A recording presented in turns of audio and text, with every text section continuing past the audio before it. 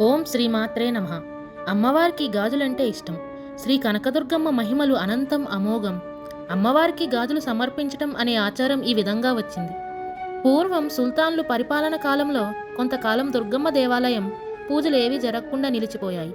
వారి ప్రభావం తగ్గిన తరువాత పండితులంతా ఒక చోట చేరి అమ్మవారి మూల విగ్రహాన్ని పునఃప్రతిష్ఠిస్తేనే గాని అర్చన చేయటానికి వీలు కాదని ఒక నిర్ణయానికి వచ్చారు.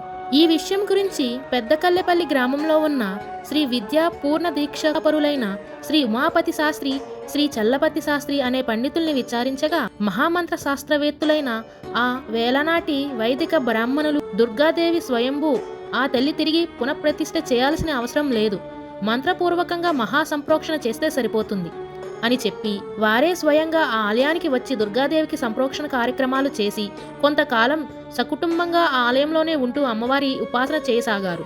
అప్పుడొక ఆశ్చర్య సంఘటన జరిగింది. వారింట్లో ఉన్న నలుగురు ఆడపిల్లలు ఒక గాజులు అమ్మే వారిని పిలిచి తమ చేతులకి గాజులు తొడిగించుకున్నారట.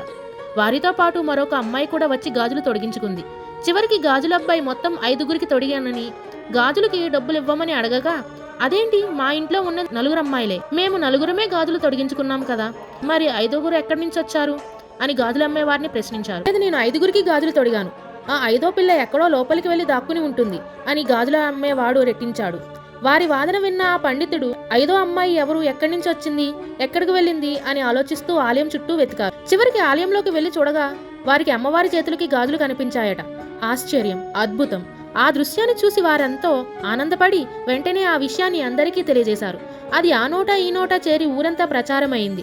ఆనాటి నుంచి కనకదుర్గమ్మ వారికి గాజులంటే ఎంతో ఇష్టం అని, ఆ తల్లికి గాజులు సమర్పిస్తే ఎంత సంతోషిస్తుందా అని భావిస్తూ భక్తులందరూ అమ్మవారికి ఆలయంలో గాజులు సమర్పించే సంప్రదాయాన్ని ప్రారంభించారు.